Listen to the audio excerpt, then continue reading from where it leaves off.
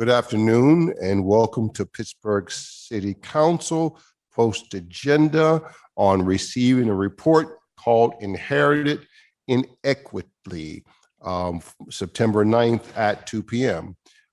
We're so glad to be joined today with myself. This meeting is co-sponsored by myself and Councilman Daniel Lavelle.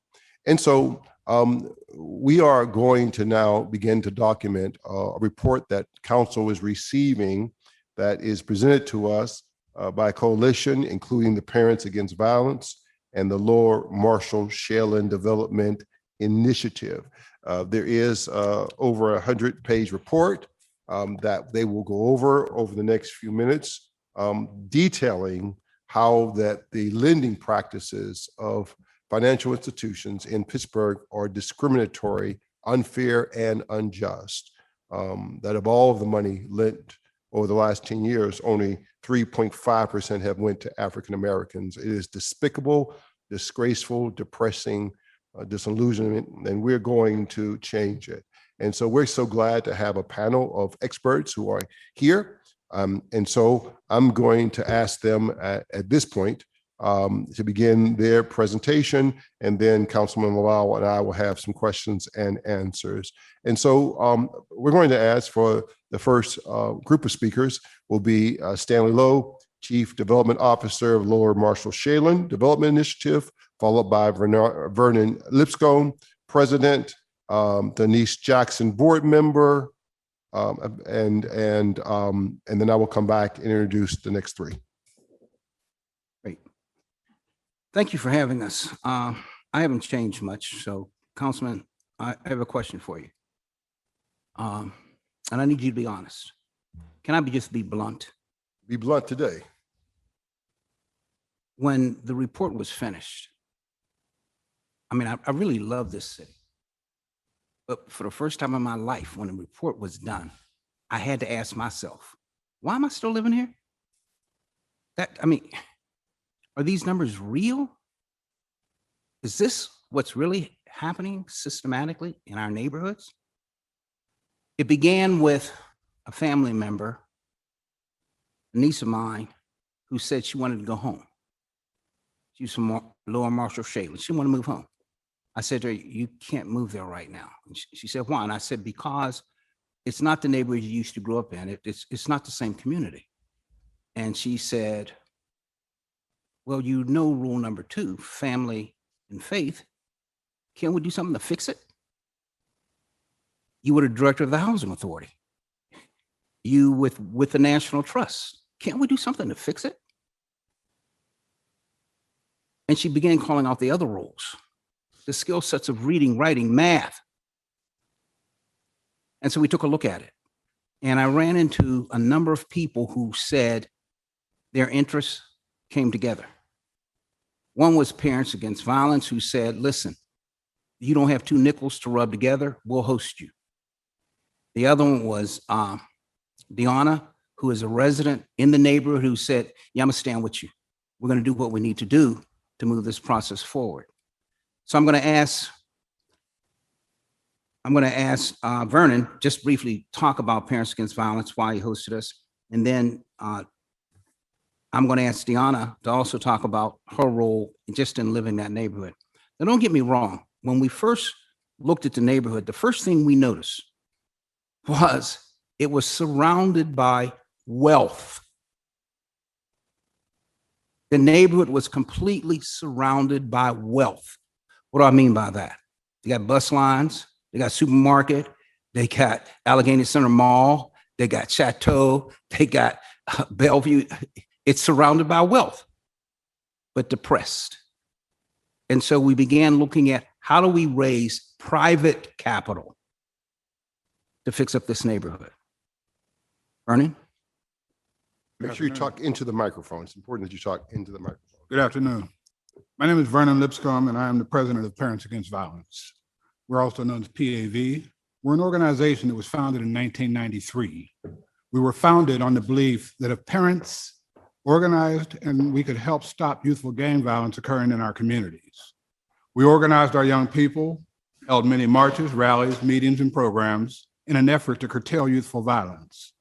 In collaboration with Allegheny General Hospital's Pediatric Trauma Center and the Pittsburgh Gun Task Force, we saw 1,415 guns removed from our streets in the first Goods for Guns collection in Pittsburgh. We also rallied our city to hold a New Year's Day march through downtown to bring light to the need to stop the senseless killing of our youth. We exceeded our expectations as our focus was seen nationwide. Fast forward into 2018, Parents Against Violence, spearheaded by Reverend Eleanor Williams and myself, along with the Northside Partnership Project, purchased the closed McKnocker School in Perry North.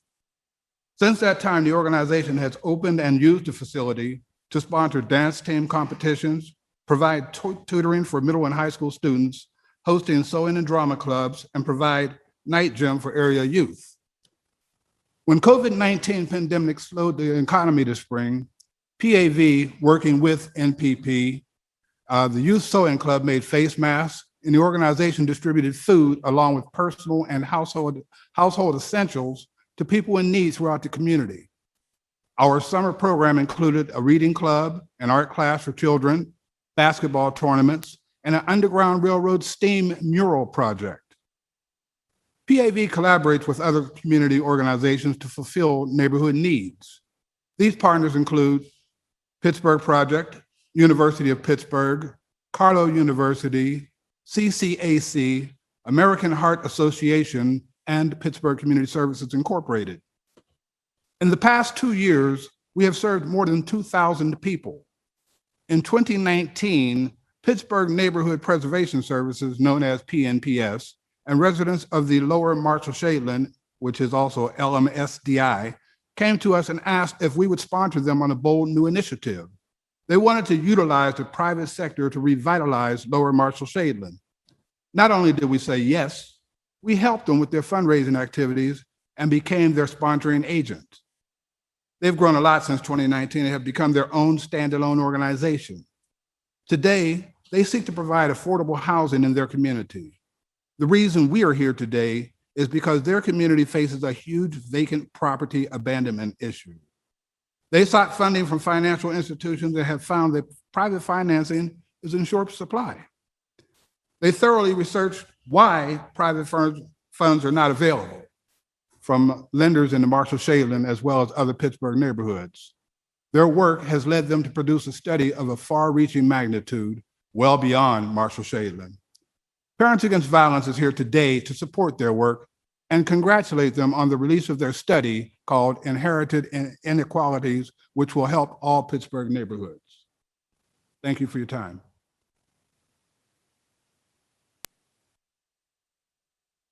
Good afternoon. My name is Deanna Jackson. I'm a longstanding resident of Pittsburgh. I currently live in the Marshall-Shadeland area where I've lived over 19 years. I raised my 4 children there. I love that neighborhood, and in the beginning, it was quite nice. I love the friendliness of the neighbors, the convenience of the bus line, being close to local stores and the North Shore. Our organization, the Lower Marshall-Shadeland Development Initiative, LMSDI for short, exists to improve the housing conditions in Marshall-Shadeland. I'm on the LMSDI board because I've lived and raised my family here, and I've watched my neighborhood change, not always for the better. Let me tell you a few facts about the changes that have happened in my neighborhood. Marshall-Shadeland is 55% African-American. The neighborhood has lost 2% of its Black population between 2010 and 2020. There are 383 properties in my neighborhood. There are a total of 120 vacant properties, which represents a vacancy rate of 31%. Some of the people who own properties in my neighborhood live in Fairbanks, Alaska, and Tokyo, Japan. More astounding, there are hundreds of properties are owned by people who don't even live here. We have an absentee home ownership rate of 46%. Banks are missing opportunities to stabilize communities like Marshall-Shadeland. The regulators are missing opportunities to properly evaluate banks and community reinvestment commitments. And the city is missing an opportunity to hold banks accountable and bring about change that builds Black wealth in a city that has lost 10,000 of its Black residents. More of the same will not work unless the city, bank regulators, and banks themselves make changes to the way they do business. Pittsburgh Black communities will continue to decline, depopulate, and take their investments elsewhere. I'm committed in my neighborhood, and I reinforce my board's commitment to revitalize the lower Marshall-Shaitland area. Why? The answer is simple. Black loans and Black lives matter. Help us let the financial institutions understand that equal lending patterns and practices are not a wish. It's a federal law. As I finish my remarks, I want to thank you for the opportunity to be here with you today. Thank you. Councilman, what she's handing to you right now, to your right, is a document that they put together. Black lives and Black loans do matter. And we'd like for you, yes, we'd like for you to take a look at that, because we believe that, no, we don't believe, we know that the only way neighborhoods can really truly be revised is if bank lending takes place in that community. When we read the statistics of the lending or the lack of lending in that neighborhood, quite frankly, we were shocked. There was a lender in their neighborhood who's been there, how many years, Dan? Been there 100 years, and in the last 20 years, they've only made 2 Black loans. They're not the only ones. There are other ones in the city. When we saw what lenders were and were not doing, we asked the much larger question. And the larger question that most people don't wrap their heads around is, well, how many financial institutions are there in the city of Pittsburgh? How many are there? And of all the financial institutions that exist in the city of Pittsburgh, do they lend to African Americans and African American neighborhoods? When that question came up, and it came up because of the work that we were doing in Marshall-Shaitland, we said, how do we find the answer to that? We called Washington, D.C., we called National Community Development, what was it? Reinvestment. National Community Reinvestment Group, and they didn't know. They said, check with your universities. And so we did. We were able to be in touch with Carnegie Mellon University. And for those of you who do not understand how this works, most financial institutions are required to report, not your names, but they're required to report they made a loan in a specific geographic area, all banks. That information then goes to Washington, D.C., to FDIC. Once it gets to FDIC, they're the keeper of all the records across the country. So we knew that the banks were required to report it. The question is, how do we get all that information back from Washington to Pittsburgh? Well, it became a daunting task. It took us almost a year and a half, in part because they report the data by census tracts. And because they report the data by census tracts, we had to then convert the census tracts back into neighborhoods. And so with the generosity of Carnegie Mellon University, Randy Weinberg, also working with Lexi Rodriguez, we were able to bring all the data back to Pittsburgh. They interpreted the data, working with Dr. Dan Holland, and we were able to convert all that information from Washington, D.C., neighborhood by neighborhood, so that every person in the city of Pittsburgh will know what banks are lending what money in their neighborhoods. In addition to that, we asked the second question. Okay, we now know how many banks, how much money, what neighborhoods. But there's a second part to that. And this is the biggest misnomer. The biggest misnomer is that when you say affordable housing, most people jump to the conclusion you're talking about public housing. Well, that's not true. Affordable housing is basically what you can afford.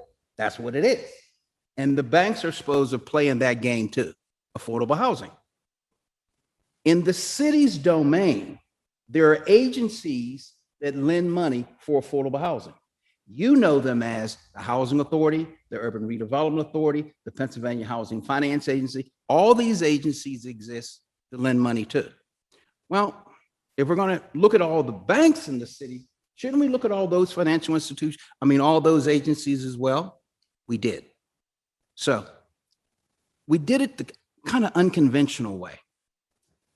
We said every time the Urban Redevelopment Authority or every time the Housing Authority, or every time PHFA, Pennsylvania Housing Finance Agency, made money available in your neighborhood, it required board action by their board to give board approval to lend it in that community or to lend it into the city. So with the help with Lexi and CMU and with Dan and with a number of people we know, we went and gathered the board records over the last 10 years of the Housing Authority, their Redevelopment Authority, Pennsylvania Housing Finance Agency, and looked up every board motion they made to determine where the money went. And with that, looking that up, we were able to compare where the public dollars went and where the private dollars went. That then helped Dr. Dan Holland put together a study, which he's going to talk about now. Thank you. Be sure to make it close to you so they. Yep. Thank you. I will try to make this as brief as possible because I know there's a lot of data out there. But one thing that strikes me when we're sitting in this room, it was 26 years ago that Stanley and I organized 200 people to save the Community Reinvestment Act. It was threatened by elimination by a hostile Republican Congress. We sat here with people from all over the country, probably some of your colleagues you know well, and we saved it with our bank partners and politicians and community folks. And the banks at the time were making good progress. We actually looked at it in 5 years. Just 12 banks provided 15% of their loans to African Americans. And some banks were told the city was prepared to withdraw money out of these banks until these banks came to the front. But since that time, things have changed drastically. Since the Great Recession of 2008, financial institution lending to African Americans and in minority communities have withered. 23 banks doing business in Pittsburgh in just 10 years provide only 7% of their loans to African Americans. That means that over the last decade, twice as many banks are made half as many loans to African Americans. So as I mentioned in the press conference, the Black Lives Matter movement really galvanized what we were already working towards to begin with. And that was a better understanding of and appreciation of where the funds are going. So as was talked about, we looked at 906 financial institutions operating in Pittsburgh, made at least one loan here. And of those, so we had $11.8 billion between 2007 and 2019. And of that, 3.5% of the 11.8 billion went to African Americans. And in the city's minority communities, less than 7%. It's severely underrepresented. I also mentioned the statistic that more loan dollars were approved to one high-income neighborhood of Shadyside than to all minority neighborhoods across the city. The public funds is the flip side. These three agencies, the Housing Authority, PHFA, and the URA, provided $3.4 billion to city neighborhoods in 10 years. So compare $3.4 billion to $11.8 in bank loans, and there really is no comparison. But when you look at where the money is going, the minority neighborhoods are 55% reliant on public funds for affordable housing. Meanwhile, in white neighborhoods, they're 92% reliant on bank dollars. So there's a gross inequity between where the public funds are going and where the private funds are going. We also looked at bank branches. There are 119 bank branches in the city. Of those, there are 14 located in minority neighborhoods. And they contain less than 0.5% of deposits. And then the last statistics, as we've talked about, we noted that there were 551 financial institutions which made no loans to an African American in 10 years. 43 of these institutions made at least 10 loans to whites, and some made even more than that. But 551 made no loans to African Americans. It should come as no surprise to learn that 10,000 fewer African Americans are living in Pittsburgh.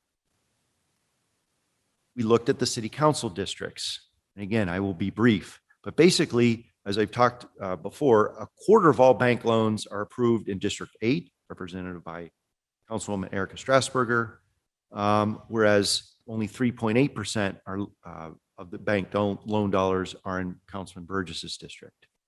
Now, the flip side is true for public funds. In Councilman Lavelle's district, he's top for public funds. In eighth place for public funds was Councilwoman Strasburger. And in last place was District 4's Anthony Cohill. We conclude that while low-income minority neighborhoods get the public dollars, high-income white neighborhoods get all the bank dollars. This just simply isn't sustainable. This is why we're calling this report Inherited Inequality, because a whole generation of African Americans have been left behind by banks. Public funds alone will not rebuild minority neighborhoods. Private capital is essential to rebuild communities and build generational wealth. So how do we change this? Well, we came up with a number of recommendations that they're detailed in the report, but I'll be, again, as brief as I can. The first is we want to raise awareness. There was a longtime beloved activist that we all worked with, Harriet Henson, who asked the question, what's going on in my neighborhood? And so we want to show what's happening in every person's individual neighborhood so they can find that out, coupled with our website. But we also call upon the regulatory agencies to do a better job of enforcing CRA. How is it that a bank which has stood in Marshall-Shadeland since 1930, a community which is at least 55% minority, made only 2 loans to African Americans in 14 years and still get a satisfactory CRA rating? Last year, this same bank made 0 loans to anybody in the neighborhood they've been in for almost 100 years. We also call upon the city to implement its community reinvestment depository policy, which evaluates CRA commitments of financial institutions. This law has been on the books since 2012, yet no report has been issued. We believe that this review will help the city deposit its funds only into banks which are meeting the needs of low-income and minority communities. And then our final call is to encourage Pennsylvania to pass a statewide community reinvestment law. There are only 4 other states that have one: Massachusetts, New York, Connecticut, and Illinois. And we believe that a similar law would assist the governor, state legislators, and local leaders to evaluate the performance of 176 financial institutions started to do business in our state. So as we mentioned, I'm concluding here that some banks, such as Dollar and PNC, as we've highlighted, are doing outstanding jobs meeting the needs of Pittsburgh African American communities. But for 551 institutions which have made no loans to African Americans in 13 years, among many other institutions, perhaps it is time that they step up and make a commitment. After all, there are thousands of opportunities to build wealth within Pittsburgh's African American communities. Thank you for this opportunity to address council, and I'm happy to answer any questions that you may have about this report. We'll come back to you. I do want to say that we are joined, I can see remotely, by Councilman Bobby Wilson, Councilman Rose, and Councilwoman Strasburger, where I do see you on the screen, and we welcome you to this post agenda. And I'm not sure we have sound for you yet, but when the time comes, council people will give you an opportunity to chat. Thank you very much. That brings us to Jerome. Yes, thank you. So I'm going to be brief. This report brings out or has a lot of information in it, and it sheds light on a lot of issues or brings to light some issues as it relates to lending in the African American community. And so this report could be viewed in a number of different ways based on the individual or the group reviewing the report. And there are various things that people can pull out, such as what Dan was saying. Most people want to know what's happening in my neighborhood. Like when we first started down this road of looking at lending, I was really worried or really wanted to know what was happening in Homewood. What does it look like in Homewood, the neighborhood in which I work? So I believe this report provides us with an opportunity to resolve that issue and resolve some other issues as well. And the issue that I'm talking about is the lack of private dollars invested into the African American community. So we cannot develop African American communities like Homewood and others without private investment. If we continue to rely solely on public dollars, it would take, as I said outside, 30 years to develop Homewood. Homewood has over close to 2,000 vacant lots, 600 vacant buildings. And, our organization doing 5 home ownership houses at a time or at a year or whatever. It take us 30 years to really develop Homewood into a community that is comparable to, Shady Side, Squirrel Hills, that has its own business district and residential as well. So, as I use an example outside, I'll use the same example here. So the example of the investment disparity and that the report points out that really caught my eye was the amount of dollars that go into a neighborhood per person, per capita per person, was astounding to me. So what I did was I took 2 neighborhoods that are very close together, Homewood South that has about little over 2,000 residents. And then I also took North Point Breeze, which has about 1,700 residents in it, which are literally 50 yards apart from each other. The busway and the railroad tracks divide those communities. When you look at the investment dollars into each of these communities, we're looking at $64,000 per person of private investment dollars going into North Point Breeze. Then on the other hand, when we look at the investment dollars going into Homewood, we're looking at $5,000 per person of private investment going into Homewood South. That is a $59,000 discrepancy in investment dollars per person.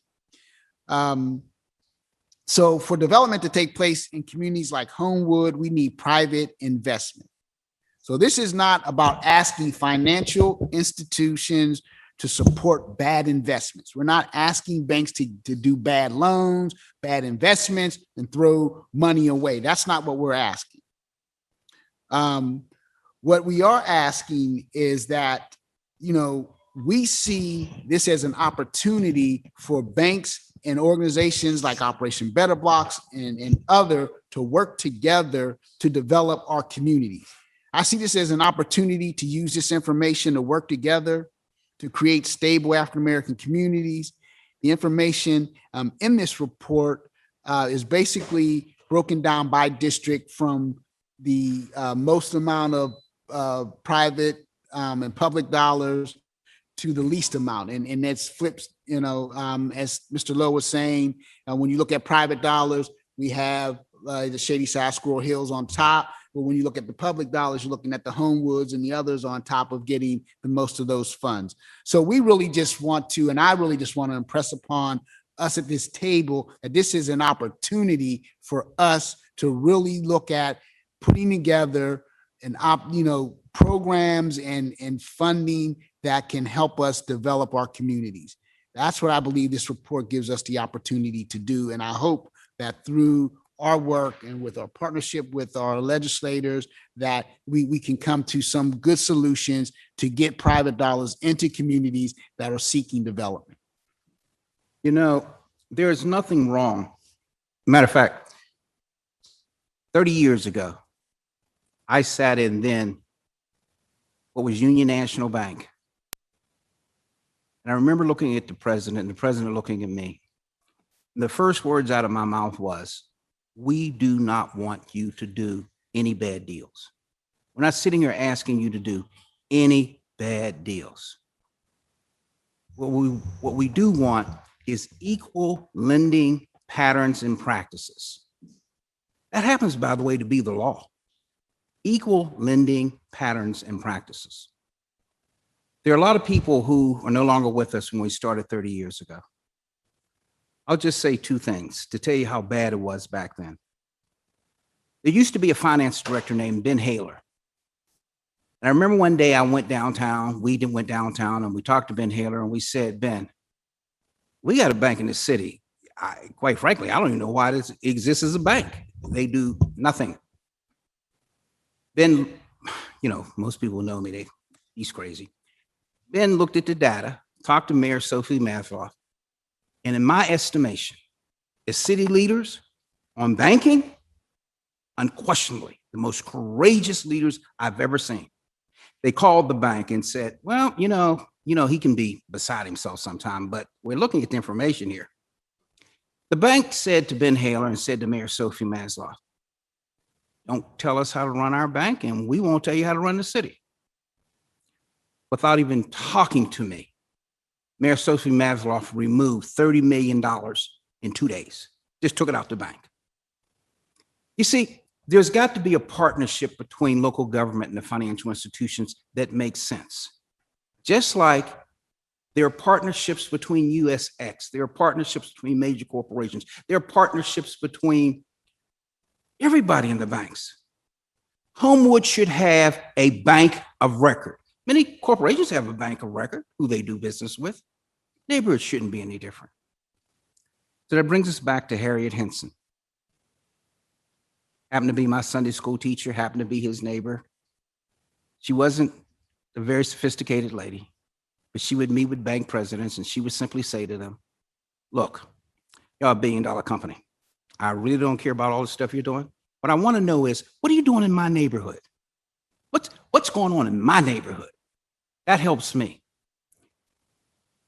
We know after this meeting next week,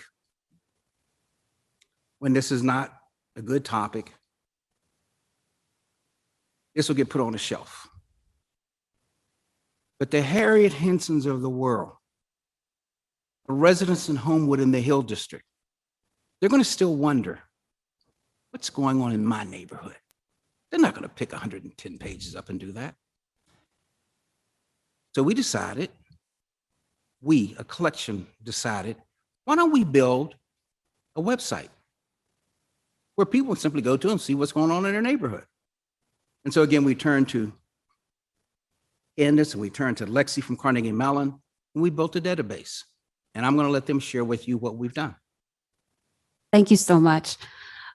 My name is Candace Walker, and I'm a multimedia artist, and I have to do with the designing of pghlending.com. And I have so many people to thank for the collaborative ideas that went into this website. So you think you know your city. We all think we know, but it's possible we have no idea. And this website is built to give you an idea of not just data, but how we care. There's a caring aspect of this. If it was only for the scholars or only for the big wigs, it'd be somewhere else. But this is accessible to everybody. A very simple domain name to remember, pghlending.com. On this website, you will see our objective. Something we say in Pittsburgh is nebby. That's one of our words. We say nebby. It means you're nosy. You're going into someone's information. And this is information you should be nebby about when it comes to your neighborhood and what you deserve to know. So we wanted to start off by saying that you deserve to know the data. And that is where your confidence can come from in the future, knowing what you need to know. So we do a decent summary here of what you need to know here. And we offer the scroll and click method. So as you go down the website, you'll see highlighted points that talk about the times in which the data and the research was collected. Right here, you see us going from 2010 to 2020 and how the public investments were found. We have them listed here by bullet point, so you know where the public dollars are coming from. As we scroll down, we are very open about our team and the people who have given so much to this work on the front page. Some of them are here in this room. And once again, we are thankful for your contributions. This is the book cover of the Black Loans and Black Lives Matter publication that has gone out through LMSCI. So you are guided here, and this is a multimedia space where we can engage the community. We don't just want to bore you with data. We want to engage you with the information, and a little piece of information here. So this is a video. You'll see different videos throughout the website that give you a more of a good idea on what to expect here. So let's see.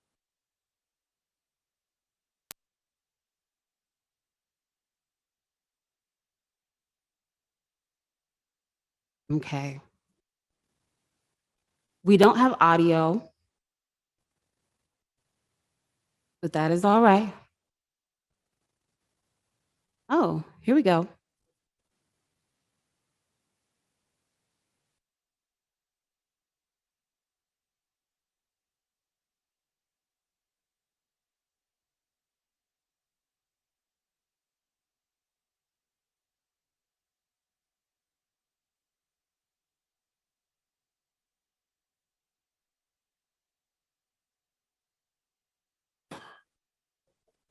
You turn it up.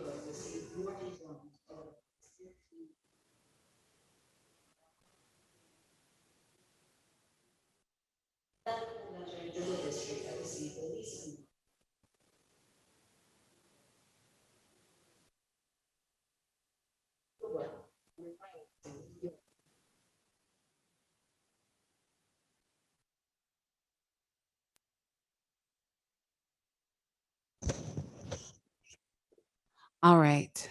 So this is also a sharing technique. If you're able to share the website and share the experience of the videos, you may intrigue an audience that you may have not expected to be interested in this information. This information can go to anyone. My son is a junior in high school and he recognizes the information, and we repeat the data in a way that you could also repeat to others because the numbers are staggering. The big numbers, $15.2 billion. That's private and public sectors in 90 neighborhoods. 11.8 billion, another number that gets repeated throughout. That's privately financed. 3.4 is publicly funded. How they compare is how we'll go forward. We have some beautiful data that's listed in here in maps and graphs that really show the interactive way to discover more about each section. And I know Lexi will talk a little bit more about how this is all broken down, but this is here and available to everyone. All right, so we've got to follow the money. This is where it gets good. I want to find my district. So if I want to find my district, that's what I click on, and we look at dollars by district. In order from least to funded, most to least funded district. So along the lines of finding where your neighborhood lies and which district your neighborhood is in, we are also helping you see how it ranks among the others. So that's how you get to be NEBI. If you're looking for a place to be NEBI, you can see how your district ranks up against everyone else. When you go into, let's say, District 8, for example, we see the overview. There is an overview of all of the districts right here, and they're in order, of course, from most to least funded. So if we go to District 8, let's go to District 6. Here we are. I picked District 6 for a couple of reasons. All right, so little do we know, District 6 covers from the Hill District all the way to downtown, and includes some of the north side that we're used to hearing about. So Manchester is in this, district. And it really helps us see who our neighbors are, what kind of neighbors we have, and where they're from. Now, in this video, I'm gonna actually mute the audio just so you all can kind of see where we're covering and why. Now, the voice of District 6 happens to be Wali Jamal.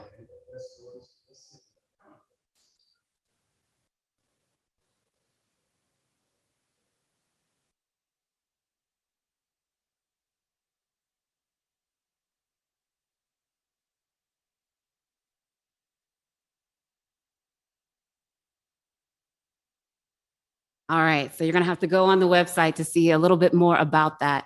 But we do also list the data in these videos as well. So say you have somebody who's not really gonna read the information, they may go a different way and they may be able to receive the information, through animation and things like that. And so that's why we offer it in this way. So we scroll further down, you see more about who represents the councilmen are Daniel Lavelle here, and all of the information and the data is listed below. So you'll be able to scroll and see and crunch numbers right along with us. The back button is especially useful. If you go to this website, you're on Find My District and you really can't find it because there's so many listed, there is a find button in every browser, or you may hit Control F. And if I'm looking for Oakland, it's going to highlight within the website, and then you can view your district from there. So, yes, this is where we are. How we rank, this is up in the navigation at the top. How everyone ranks is listed here as well. Via private, where we separate them out. And we list them in a way that you can have a conversation about them. And that's one of the most important things about this, is that you are equipped with the data to have a conversation that could possibly change lives and change how leadership views communities. So this is the perfect tool that we are now equipping you with. So Lexi, you're invited to come and share a little bit more. Thank you so much. When the data was first taken from the federal FDIC in Washington, D.C., and we contacted Carnegie Mellon University, Lexi, you're done now, right, Lexi? No, I'm in my senior year. You have another year? This is Lexi my vol- last year. Lexi stepped up to the plate to help us do what she's getting ready to show you. All right. Thank you for that introduction, Stanley. Hi, everyone. My name is Lexi Rodriguez. I am a current senior at Carnegie Mellon studying information systems. And I was introduced to this project through Professor Randy Weinberg, a professor of mine, but also a really good friend of mine. He knew that I had a passion for geographical information systems and knew that I had a passion to help stop inequality and injustice in my community. And I thought that, it was a great opportunity to be introduced to this project because it is a combination of those two things that I'm so passionate about. So to continue on with introducing the website, I'm going to go to the next page of the header menu called City of Pittsburgh Data. And essentially what we wanted to achieve with this page is a collection of all of the data that we put in our report for the paper report. So if we scroll down here, we get an introduction of the city of Pittsburgh as a whole and those numbers that Candace talked about, the $11.8 billion in private funding and the difference between minority and majority populations. So if we continue to scroll down, we will be introduced to the different tables that we included in our report. And this is a page that not many people will want to go to just because of how many numbers there are, but this is definitely useful for people who want to see the exact numbers that we used, how we made the maps that I'm going to introduce next, and also just view the data and do their own interesting analyzations, I'm so sorry, while not leaving the site. So going to the next page, this is where I had a heavy hand with things with Professor Weinberg. where we actually input all this data into data visualizations, specifically maps and charts. So if we scroll down, we can first see, it takes a second to load, it's a lot of data on this map.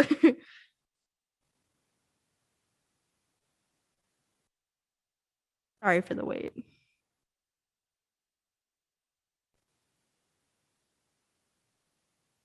Okay, we see it loading here. So what we can see here with this map is that it has the city of Pittsburgh separated by neighborhood with different colors on them. The darker the gradient of the color means that it is a higher level of inequality in the neighborhood. So if we click a neighborhood, so this is Middle Hill, we can see specific information about the neighborhood, similar to the City of Pittsburgh data page, except in a map form, essentially. That makes it much more user-friendly for an average user of the site. So you can scroll down and view the specific information for your neighborhood or neighboring neighborhoods and really get a visual of what exactly is happening in your neighborhood. Just continuing to scroll down, we also included maps that we created of the data separated by year clusters. So this is 2007 to 2020. So this is the overall summary of it. I will come back to this in just a second. We have 2012 to 2016, and then 2017 to 2020. So scrolling back up, this is another data visualization that we created, which is loans by race by neighborhood in a different form. So instead of a map, this is a data visualization with stacked bars that show the amount of loans by race by neighborhood. So you can select whatever neighborhoods you want to compare. So say I just want to look at Allegheny West, Allegheny Center, and Allentown. I can select those and then it'll pop up here showing that there was 133 white loans in Allegheny West and Center, 45 of race missing, and 9 Black loans, versus in Allentown, there was 151 white, 50 race missing, and 14 Black. So this is just another way to really be able to compare specific numbers between neighborhoods that may be interesting to some users. So going on to the final page, we also wanted to include an analysis of information by bank by neighborhood, rather than just by race by neighborhood. So here we can see all of the different banks by neighborhood. So for here, Allegheny West and Center has a bunch of different banks. And if you scroll down, it's a lot of data. That's why it's very useful to be able to just select certain neighborhoods. We can see the actual the actual number of races, people by race that was lent to in the city of Pittsburgh. So you can view this data visualization, compare those numbers, and also have a table of where they're actually located, and see the total number of bank assets between 2010 and 2020. And then the rest of this page includes a couple more tables that may be useful to some people, but the real important part of this page is that data visualization at the top to compare different neighborhoods. So with that, that's a whole summary of the website. Definitely recommend visiting pghlending.com to view information about your neighborhood and compare it to your neighboring neighborhoods. And with that, I will pass it back to Stanley. Thank you. That took a lot of work. We went through many iterations of trying to make this happen. I haven't said this before, but I'm going to say it today. Is everything here perfect? Hell no. It's not. That's where the partnership comes in. That's where we want to continue to work with anybody. But the most important piece is the information must be out there. It is important that when the Urban Redevelopment Authority makes a loan, the neighborhoods know where the money is going, or the Housing Authority, or whoever we're using public dollars. It is a federal law that says when banks make mortgages, they must report where and the race where they're making that. That's public information. We're kind of behind here in the city of Pittsburgh. We really are. I would ask that you join with us and look at and answer this question, particularly if you're Black. Why do I want to live here? Why do I want to live here? And then refocus it and say, you want to live here because we can do better. There are many tools out there that allow us to do better. We spent some time talking with Dr. Gregory Squires. He doesn't remember this, but he and I go back, must be 20, 30 years. He wrote one of the first books. He's been at this a long time. He's testified all over the country. He's worked with a number of financial institutions, et cetera. So I asked him, could he come in and share with us his thoughts about what we've done and what's going on around the country, and perhaps even make some suggestions how a good partnership works. I have to tell you, we cannot continue to go down this road. We cannot continue to project over the next 10 years that Homewood gets $28 million in private capital and expect it to survive. That is a ludicrous assumption. It's not going to happen. We have time to revitalize these neighborhoods. We have time to make great partnerships. Dr. Squire. Thank you, Stanley. And I do remember our collaboration many years ago.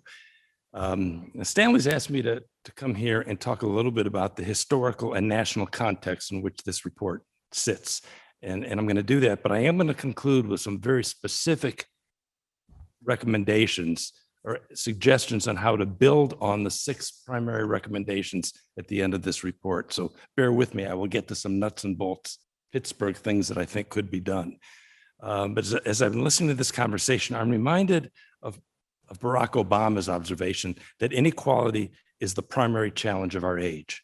And as I said at the press conference earlier, going back to Eleanor Roosevelt's observation that when it's better for everyone, it's better for everyone. And what's striking to me about these observations is that inequality is strikingly worse today than it was 5 or 10 years ago. And it's been surging since at least the late 60s and early 70s. And everybody's talking about it now. It used to be that if you raised the issue of inequality, you'd be accused of fomenting class warfare. Or if you talked about race, you're playing the race card. Well, now it's better in the sense that it's legitimate to talk about these issues.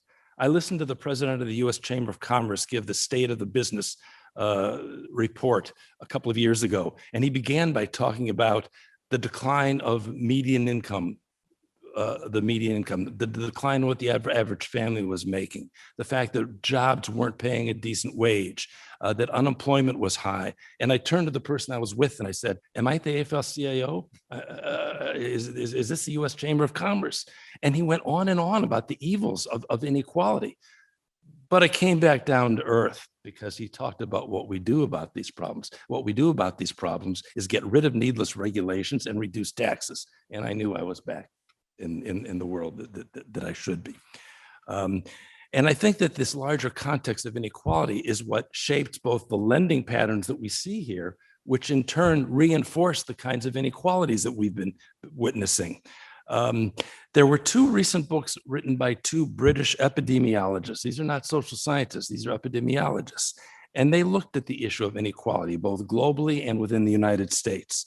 And they compared states in the United States, looking at various indicators of social problems, looking at states that had high levels of inequality versus states that had low levels of income inequality, this was. And what they found was there was a dramatic difference that those states where income inequality was high were much worse when it came to life expectancy, social mobility, mental health, educational attainment, homicide rates, imprisonment, innovation measured by number of patents approved, and more. That inequality was what was accounting for these things. What was particularly interesting about this research was they then looked at the impact of average incomes. And what they found was states that had very high average incomes and were very rich didn't do any better than states that had very low incomes and were very poor. It wasn't the total income that mattered. It was the distribution. It was the inequality that was shaping these problems and causing these social problems. And I think that's important to keep in mind when we look at any particular social problem, whether it's, like I say, mass incarceration or climate change, or pick your favorite. That it seems to me we need to understand this larger context of inequality that we're operating in. Now, when I look at the report, as I said at the press conference, these findings are striking, but they're not at all surprising. These findings are consistent with what has been found in study after study by advocacy groups, government agencies, scholars, think tanks, and just about anybody that's looked at mortgage lending practices for the last 50 or 60 years. And perhaps the most compelling study was actually done by the Boston Federal Reserve in the mid-1990s, when they found that among equally qualified Black and white borrowers, that is, when I say equal, they surveyed banks to find out what they were looking for when they looked at a mortgage application. And they identified 38 variables that they collected from these banks, in addition to what's included in the Home Mortgage Disclosure Act. And when you control in all of this, they found that that Blacks were 1.6 times more likely to be rejected than equally qualified whites, that approximately 17% of Blacks were being rejected and 11% of whites were being rejected among people who were equally qualified. And what I particularly liked about this was when Alan Greenspan, then chair of the Federal Reserve, was testifying before Henry Waxman in Congress. And Waxman says to him, first, Greenspan acknowledged that for the first time, he realized there was discrimination in the mortgage market. This was in the mid-1990s. Greenspan didn't know this before then. And so Waxman says, you found that your view of the world, your ideology was not right. It was not working. Greenspan agreed. He says, quote, that's precisely the reason I was shocked, because I had been going for 40 years or so with considerable evidence that it was working exceptionally well. I made a mistake in presuming that the self-interest of organizations, specifically banks, in such that they were best capable of protecting shareholders and equity in the firms. I discovered a flaw in the model that I perceived as a critical functioning structure that defines how the world works. Now, in his defense, I guess I could say, Greenspan is a protege of Ayn Rand. And if you know anything about Ayn Rand, you shouldn't be surprised by these kinds of findings. But what we're realizing is that the market doesn't necessarily work the way we're told that it should work. And when I look at the report, to me, the most striking finding is, as has been mentioned several times, there are 551 banks in Pittsburgh that made no loans to African Americans in 13 years, even though those banks made a total of 2,800 loans for more than $1 billion. My first thought when I read this was, I didn't think you could achieve this result if this is what you were trying to do. That somehow an African American would stumble into the wrong bank and the wrong loan officer would approve it. He might get fired later, but that there'd be at least a handful of loans. This is remarkable. Now, it is true that the public sector is doing a better job, but as you've all agreed, that the public sector doesn't have the resources, the financial resources to make all the loans that are necessary for affordable housing and the investment needs of neighborhoods. But the public sector does have tools that it can use to steer private investment activity. And let me offer a few observations based on the 6 recommendations in the report. The first recommendation calls for stronger enforcement of fair lending rules. I was going to say, it seems to me, how could you argue with that? But I read the Wall Street Journal, and every day they argue with that.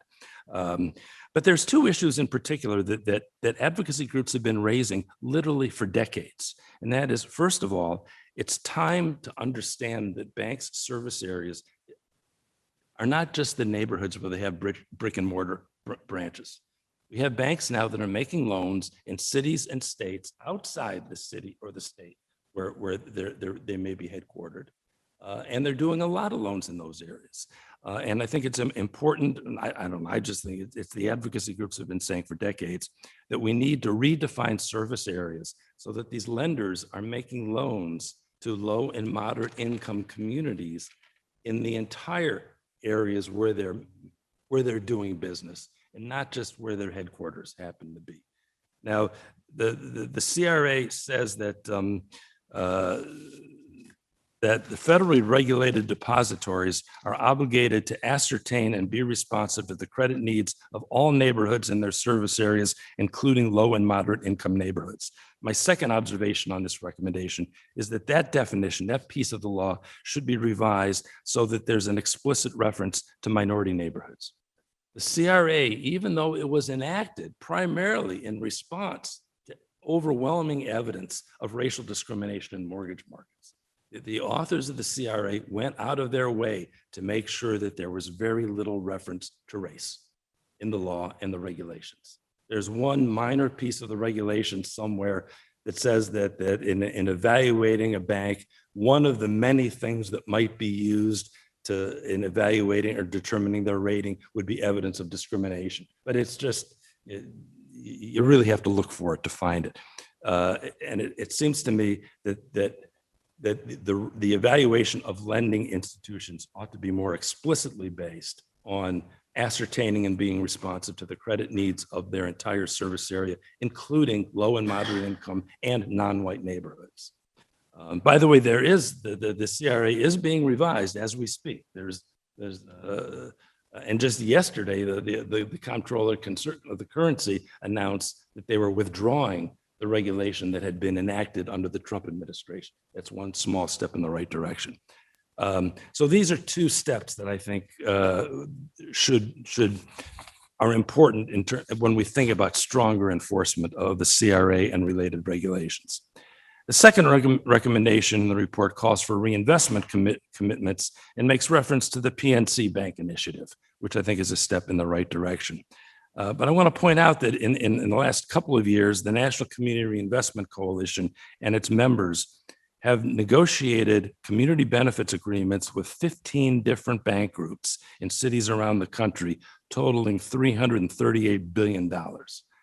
To me, what that means is we need to find resources to both train and empower more organizations and more organizers so they have the ability to use your data on the website to effectively challenge what banks are doing and to negotiate community benefits agreements that have real enforcement provisions in them.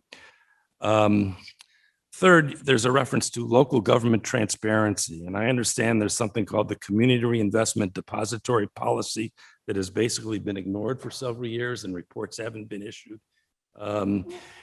Here, I come back to the issue of inequality for a moment. Cities and suburbs across the country are creating offices of diversity, equity, and inclusion. I recently sat in a conference where the director of the Office of Diversity, Equity, and Inclusion for Fairfax County, Montgomery County, and Washington, D.C. spent 2 hours talking about everything that they're doing and the challenges they face. And apparently Pittsburgh has an Office of Equity. And I know nothing about it or what it does, but it occurs to me as I read this recommendation that might be a place where this particular policy should be enforced. But more importantly, wherever it's enforced, there needs to be much more greater public participation in both generating the reports that it's supposed to be creating and making data more consistently and widely available. The fourth recommendation calls for working with other nonprofits. Pittsburgh is sort of the iconic city of that was victimized by the deindustrialization of America and has tried to reinvent itself on the basis of meds and eds. I come from Cleveland, and I guess I'm a little jealous because we have the Cleveland Clinic, but I don't think we're doing quite as much as Pittsburgh is doing in this area. But it seems to me that, as the report suggests, we need the churches and we need the hospitals, we need the educational institutions to put their money in banks that are doing a good job and not just rely on not just focusing on where the city deposits its money. But I would argue more importantly, we need to go beyond where these various institutions put their money. And we need to look at the businesses that are receiving economic development subsidies from the city of Pittsburgh. And we need to look at the businesses that the city of Pittsburgh contracts with to purchase goods and services. And we need to look, and I think hospitals and churches and educational institutions should do the same thing. that we need to identify who these businesses are, and they should be evaluated at least in part on the basis of where they're putting their money, who they're hiring and the communities from which they're hiring people, the kind of training that they're offering, and who gets the benefits of the training, and other community reinvestment initiatives that they might be engaged in. In other words, we shouldn't look at that mortgage lending and small business lending in isolation from a lot of other financial transactions that are going on in a lot of other jurisdiction that cities have. Correct me if I'm wrong, but it seems to me that cities, and I'm working on a similar initiative in the city of Philadelphia right now, where we're looking at appraisal bias. I don't think the city needs additional legislation from the city council to start creating some. I mean, there are already rules that govern who you can and cannot contract with in purchasing goods and services. And there are criteria that people have to meet in order to get an economic development subsidy. It seems to me this is just a matter of expanding upon the rights and responsibilities that cities already have without requiring additional help from city council.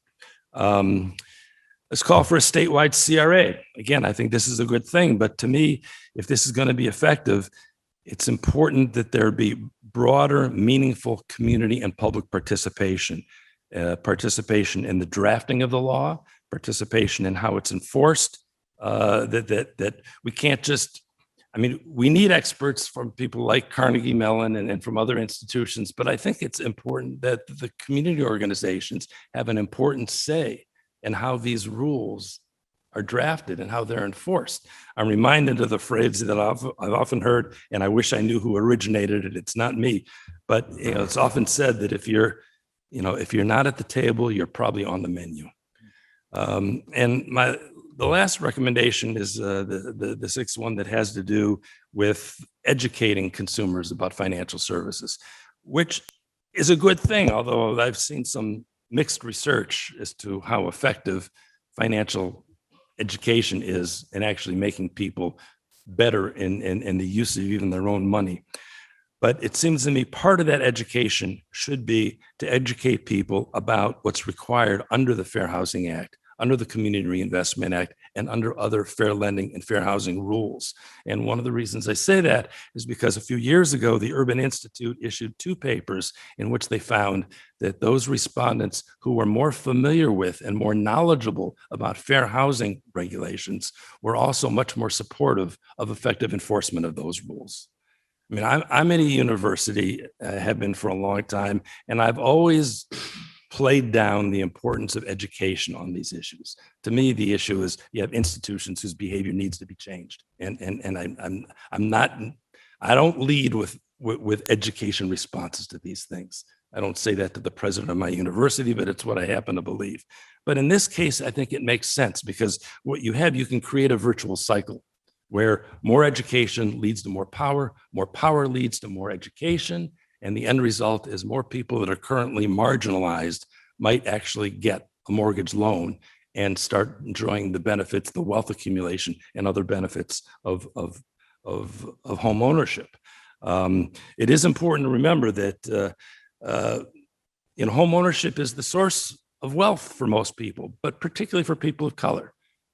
For white families, I think something like 40% of their wealth comes from the equity in their homes. For people of color, it's closer to 60 or 65%. And let me just conclude with an observation. I'm a nice Jewish boy from the east side of Cleveland, but I want to close with a quote from a book written by Pope Francis in his book, The Joy of the Gospel, where he says, and I quote, "Just as the commandment, thou shalt not kill, sets a clear limit in order to safeguard the value of human life, today we also have to say, thou shalt not, to an economy of exclusion and inequality. Such an economy kills. How can it be that it is not a news item when an elderly homeless person dies of exposure, but it is news when the stock market loses 2 points?" Thank you. If I may, in closing, I really didn't want to be here today.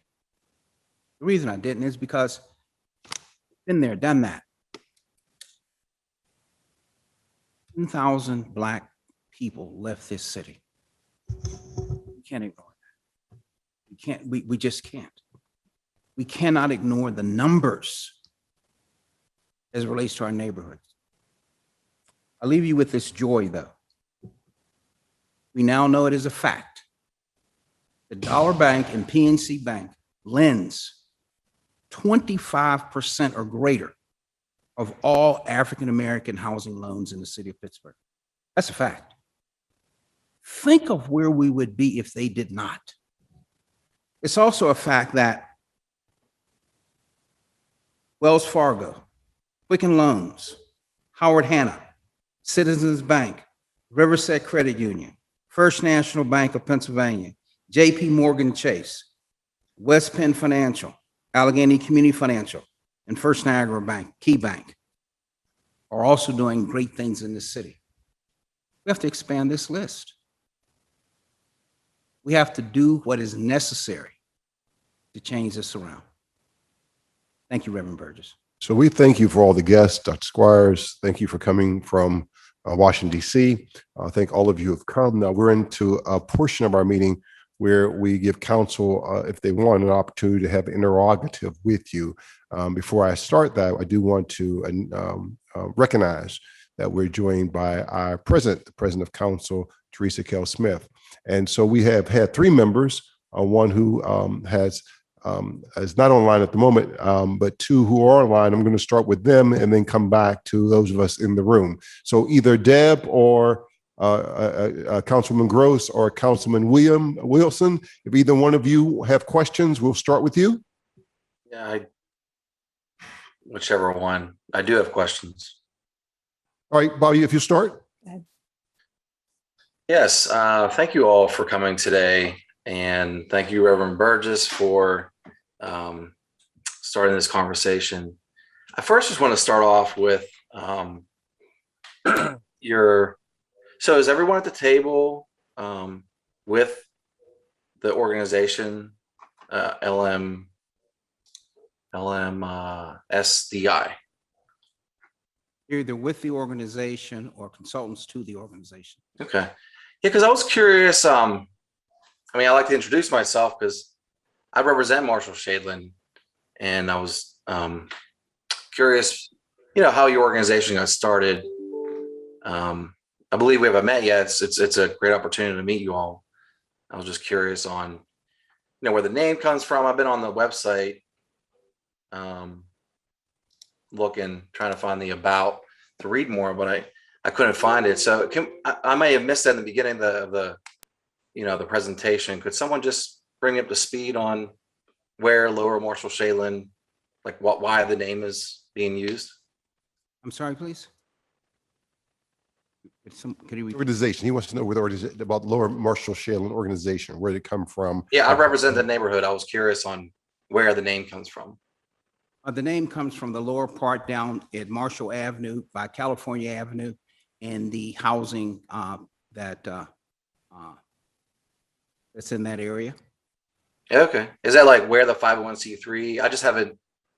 We haven't met yet. I'm trying to understand, is there some reason why because it seems like it's pretty expansive throughout the whole city. I just didn't know why the organization is called Lower Marshall Shadeland versus City of Pittsburgh. I can answer that. These two organizations sponsored the creation of this document. So they're just they're the authors of the citywide, but they are community-based organizations that partner together to research a citywide problem. Okay. Well, it'd be great to sit down and talk further, especially since you're in my neighborhood. I did have some questions. I was looking at the website because I just can't help myself coming from a research background, looking at the data and I went to my page and it looks like I made the page. It has my picture up here from my city website. And it says that, number one, it says that there was more lending that happened in Brighton Heights versus Northview Heights. Well, Northview Heights I believe it's 99% public housing. And so just starting there, I was hoping to understand, like, are we just looking at home loans? Because there wouldn't be any home loans in Northview Heights. And I was just curious on, There would like, be home also loans. looking at like business loans or which lending? We're looking at HMDA data, home mortgage loan disclosure data for mortgages. And there would be mortgage lending in Northview Heights if people lived in that neighborhood, originated it and moved out of the neighborhood or bought somewhere. And the data that we're looking at is based upon defined neighborhoods in the city of Pittsburgh. That is a neighborhood. Yes, it is. And that's why I was saying that like 99% of it is, there might only be like 20 houses in that neighborhood that aren't part of the HACP development. Is there a possibility to get the full report? Is that online as well? Is that available to council? Yes, I have one sitting right here for you. And it's in your, I'm sorry, Bobby, I did not say this earlier. We emailed electronic copy to your email. So if you go to your city email, an electronic copy of the report should already be there. Okay, great. Well, I'm looking to be a partner any way I can. Is there a way, I heard it mentioned that there is some policy that you all are working on that you can present to us. Is there something at the city level that initially that you're thinking of that city council can do? And yes, Yeah, well, there's, as I mentioned in my testimony, since 2012, there's been a community reinvestment depository policy that requires the city, it's a city ordinance that requires a review of where the city puts its money based on which banks are doing a good job. There's supposed to be a report issued. What we've been able to determine is, well, first of all, there's been no report. There's been, since 2012, there's been one meeting as far as we were told. And so we're just trying to figure out, trying to get some movement maybe toward stronger enforcement of this actual ordinance so that going forward, the city can evaluate where it does truly put its funds. Okay. I believe this is extremely important work, and I'm eager to meet with this group more further. I did want to ask the question in your findings and in your exploration, did you see that the role that the city can play or doesn't play in offering land recycling tools? Has that played a part in exacerbating the situation? if I understand your question is the work that the city is doing in terms of lending money in neighborhoods. Is that No, it's more geared towards, we have we have a large amount of vacant abandoned property. Yes. And there are, those are like even just to acquire the property before, a loan, before there would even be a sale. We only own, so many properties, and a lot of the other properties, for instance, in Marshall Shadeland, have issues with clearing the title, and people are working on clearing the titles. I mean, how much does that play a part in, when you control for that data, what happens? Well, that's one of the things in talking with the residents in Marshall Shadeland, and we've knocked on many doors, and we have talked with a number, and that's in the lower Marshall Shadeland area. That is the number one problem. We're looking at several vehicles in the private sector to help alleviate that situation. Let me just share this from a banking perspective as well. Most good banks want to lend. They want the good deals. But the banks are not going to go inside the neighborhoods and structure the deals. So it is incumbent upon organizations, community groups to help meet the banks halfway so that they understand how their private investment will be used in the community. Right now in the Marshall Shadeland neighborhood, there's 300, how many vacant properties, Dan? It was over 400 vacant properties. There's over 400 vacant properties at various stages in the community. And the Lower Marshall Shadeland and district and cluster, what cluster is that, Dan? That's cluster 1. Cluster 1, how many vacant properties do we have in cluster 1? There's 120. Yes. So our focus right now is looking at 120 properties in cluster 1 of Lower Marshall Shaitland. Well, I'm definitely looking forward to a further conversation because last year, Marshall Shaitland was the only neighborhood plan that was funded, and the work for that neighborhood plan is starting. And I'd like to, further this conversation because this type of work that you're doing should definitely coincide with what's happening that the city's investing in this neighborhood to to try and solve some of these issues that you're talking about. I couldn't agree with you more, but there's another side to that. Here's the other side. And I say this all the time to all the communities. Whether the city has a plan or a neighborhood has a plan, the private sector always has a plan. It's called speculation. It's called the ability to do what money allows money to do. The city, the private sector does not need your permission. Half the neighborhood, or at least 40 or 50 properties, are owned by people who live in Tokyo, Alaska, whatnot. They don't ask anybody's permission to come in and buy property in neighborhoods. I do understand what you're saying. We would love to have that conversation with you, but let's not forget, every time people come up with a plan, at the end of the day, you have to find a way to finance the plan. And the vast majority of money that finances redevelopment in a neighborhood is private money, not public money. Love to have that conversation with you. That'd be great. Well, thanks for your time today, and I'm looking forward to talking further about this issue. Thank you very much. If you do not mind, Councilwoman Gross, the president has just a quick clarification question, and then I'll come to you.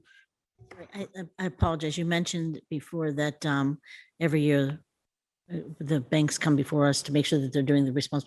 Could you mention again what that process was?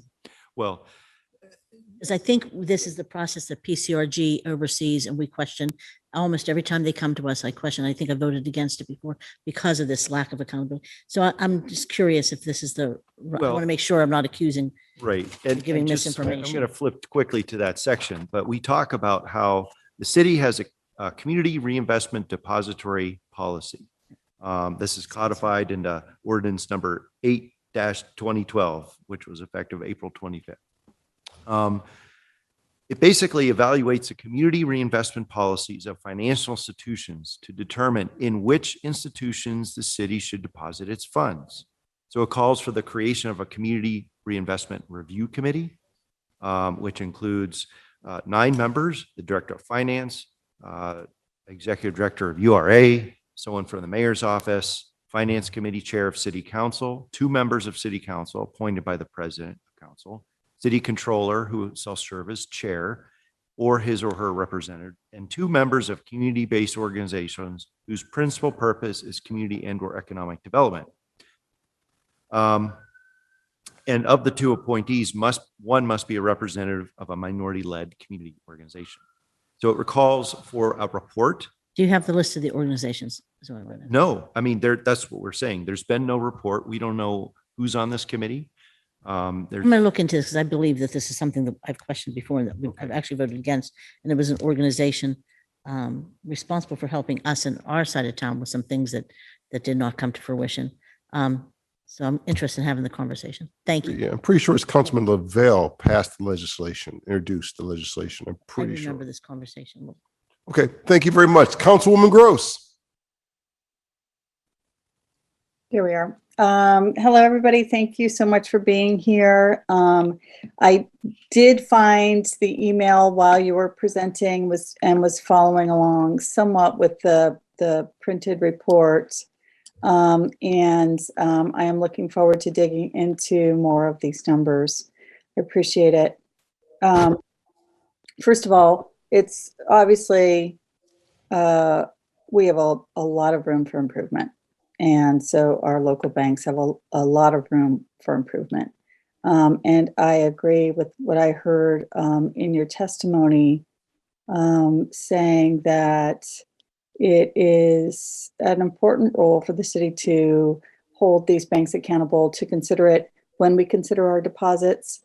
and also for other entities. I think so. One of the speakers mentioned our larger institutions in the city, such as very large hospitals, which are much, much larger than we are in terms of assets and liquid assets, should also be considering if they want to make a change to lower this inequity in the city and support our minority communities, that they should also be looking at where they have their deposits to reward the good actors. Having said that, and it will take us time, I think, to process what we are seeing here. I want to acknowledge that my district, when I go to page as 2 tables on it, maybe there's just one table after another, like 30 and 31, is second in total private bank loan dollars. And I think 4th or 5th in the public investment dollars. So when you, in the combined column in table 8, is second overall in the combined private and public investment. There's someone at the table who did the public investment dollars. I heard you say that that was pulled from URA, Housing Authority, and PHFA. And there was somewhere at the breakout for my district had a high number for the strip district. Here it is. I'm scrolling down to like 11B on page 35. And it has $69 million from the URA. It's not my impression that that went into housing. And so I'm wondering, even if you can't speak to that now, maybe we could follow up on that. I certainly do not think it went into any public housing of any sort. So, or publicly, without, I don't think there were any affordable housing projects. I am glad that I have had quite a few affordable housing, new construction projects in my district and rehabs, 45 affordable units in Morningside, 45 or 50 units at Penn and Matilda in Bloomfield, under construction, new affordable housing from Action Housing in Lawrenceville done with the Doughboy statue, in addition to the inclusionary zoning units that are being added by the private market. But maybe when we follow up, we can see about the sources of these numbers and kind of what impact they had, what kinds of projects were funded and what kinds of impacts there were. And additionally, when we look at the challenges of home ownership, I think that's kind of the picture that I think Councilman Wilson was speaking to, that there are certain neighborhoods that are where all ownership is suppressed because there's basically this housing stock that's off the table. In my district, which tends to be hyper invested, not under invested. I'm so sorry, I'm working at home and there's people coming in and out and dogs. That there still is properties that are taken off the market because of the intense speculation. An empty lot in most of the city where, there had been a demolition and there's a vacant lot, or maybe it's abandoned in much of the city and it's in our inventory because of back taxes or liens of other kinds, or there's just no market value. In Lawrenceville, a vacant lot like that, that's 20 feet wide by 100 feet deep, is $100,000, right? In the real estate MLS right now, because you can build on that property and still make such a big profit.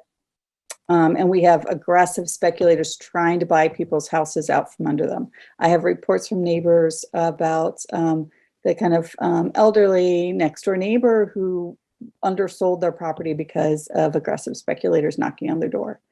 We have anecdotal reports that we haven't been able to prove of speculators reporting PLI complaints against seniors because they're trying to aggressively buy their properties. And they're trying to get citations against the senior housing homeowner. So we have very divergent markets, bifurcated real estate markets in the city. But I do think it's our role to try to support homeownership and diverse homeownership, minority homeownership, like you're speaking to here, and fair lending across those very different markets. But we may need slightly different tools in the different markets. So it's something I think I would love to pick all your brains out, not today because it's a very long post agenda, but it's a lot of information to process. And so I'll probably need time and may I call on you soon when I have, I think, better questions refined, especially about what we do to make the lending market more fair and the housing market more fair in the hyper invested markets. How do we counteract speculation?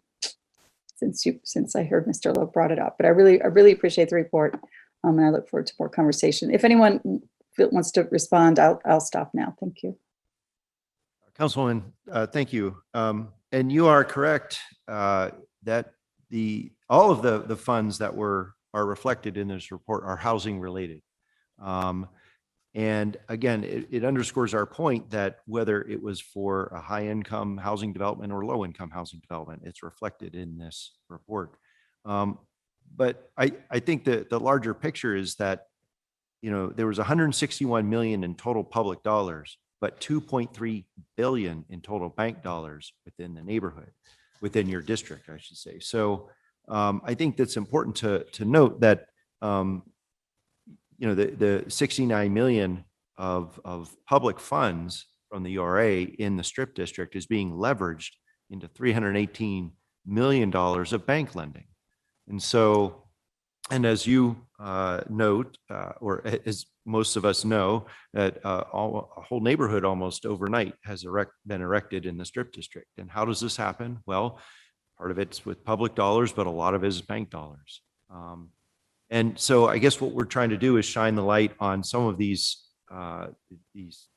issues here and identify opportunities here for financial institutions to go to look at places where they're not lending or where the lending isn't as robust. Thank you. If anyone else has any comments, feel free. I'm finished with my questions, Mr. Chair, and I just want to say thank you to everyone. Thank you very much. I want to thank all of council for your participation. I want to thank all of our guests. In particular, I want to thank Stanley Lowe, who is my friend in full disclosure and one of my mentors, and we appreciate his leadership on this issue.